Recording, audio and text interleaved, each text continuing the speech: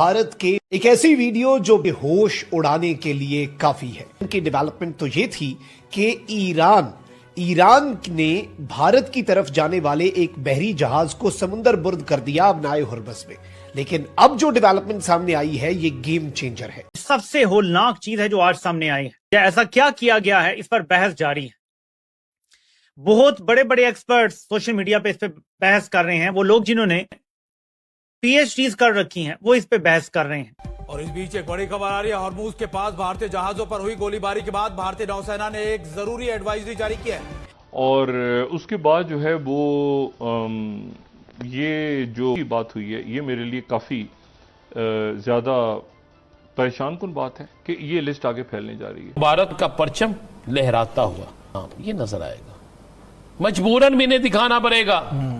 इनके घरों में वो देखा जाएगा, इनके चौकों में, चुराहों में, इनके दफातर में, इनके मिलिट्रीज के कैंपों में, हर जगह वो देखा जाएगा। पर निगरानी बढ़ा दी, अदन की खाड़ी में युद्धपोत तैनात कर दिए, लाल सागर में भी एक्टिव मोड अपनाया और साफ संकेत दे दिया कि भारत अब सिर्फ देख नहीं रहा, एक्टिव प्रोटेक्शन मोड में आ चुका है। भारत ने सिर्फ जहाज को नहीं बल्कि एडवांस सर्विलांस भी तैनात कर दिया। P-8I पोसाइडन विमान अब लंबी दूरी तक निगरानी करेंगे, भारतीय जहाजों को एस्कॉर्ट करेंगे, किसी भी खतरे पर तुरंत चेतावनी देंगे। तो भारत के वजीर-ए-आज़म नरेंद्र मोदी ने पार्लियामेंट में बड़ा सख्त खिताब किया है।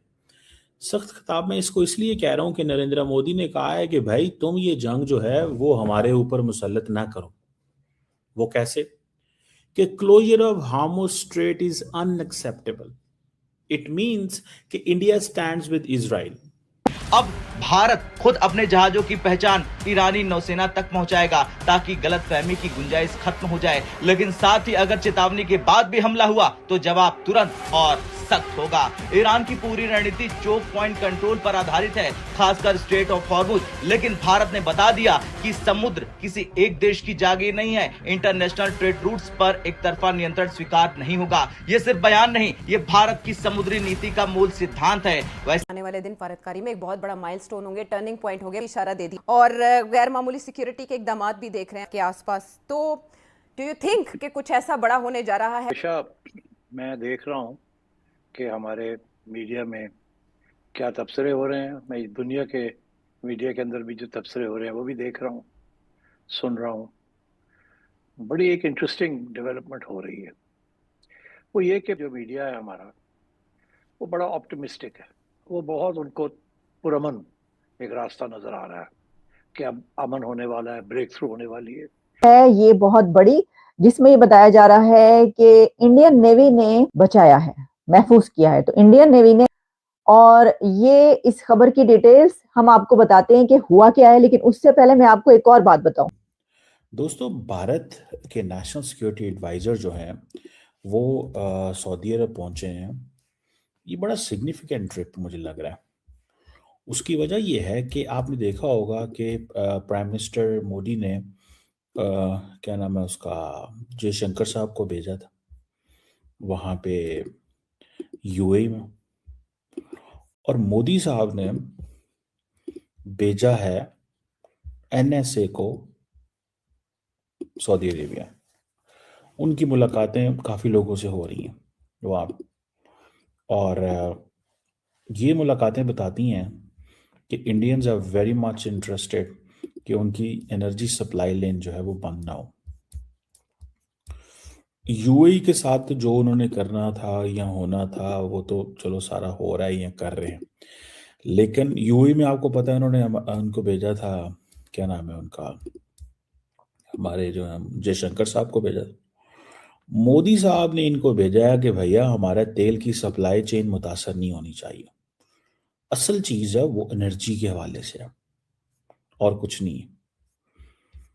और दूसरा ये है कि इनको इस चीज़ का पता है कि ये देवर there to check the temperature देखने गए थे कि सऊदीज का क्या टेम्परेचर है, क्योंकि Saudis are very close to Pakistan now.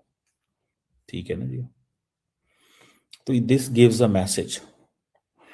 वहाँ पे जनाब इनको इंडिया के जो एम्बेसडर हैं, अच्छा इंडिया ने सऊदी अरब के अंदर मुसलमान एम्बेसडर लगाया हुआ एक ना, वो देने के लिए इनको के पाए कंफर्टेबल टच, एक कंफर्टेबल टच के लिए उनको किया हुआ है। तो मुझे लगता है कि अमूमन ये बेचते नहीं होते किसी भी जो होते हैं अपने मुसलमान अम्बेसडर को नहीं बेचते, बड़े कम मुल्कों में बेचते हैं, लेकिन ये इन्होंने भेजा है, उसकी सारी बात है। There is a logic behind that. और अगर आप ये देखें कि इंडिया जो है वो ये समझता है कि हमारे अच्छे भले कोऑपरेशन है इनके साथ, सऊदीज़ के साथ।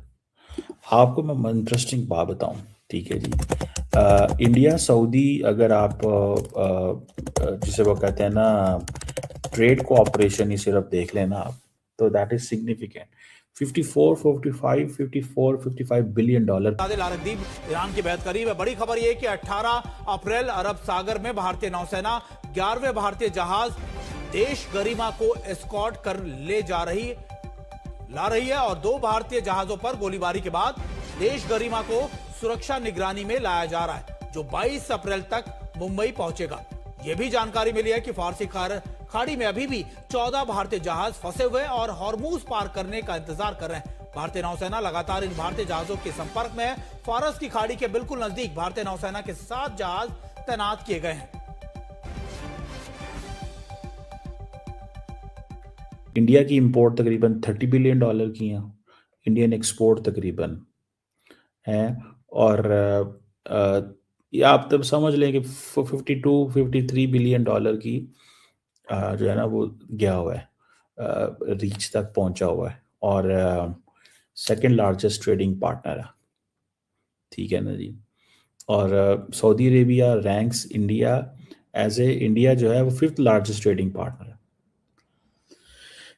तो ये इनकी आपस में ये rice, petroleum, engineering, chemical, this that में काफ़ी है। इंडिया जो है वो क्रूड ऑयल लेता है, एलपीजी, फर्टिलाइजर और केमिकल्स, ये इंडिया की बैकबोन है, और प्लास्टिक्स एंड पेट्रोकेमिकल्स, ये 4-5 चीज़ें इनको चाहिए। असल मसला किस चीज़ में आ रहा है? असल मसला आ रहा है सप्लाई चेन में, और वो समझते हैं कि ये जो सप्लाई चेन है ना, ये नहीं होनी चाहिए, ये रुकनी नहीं चाहिए।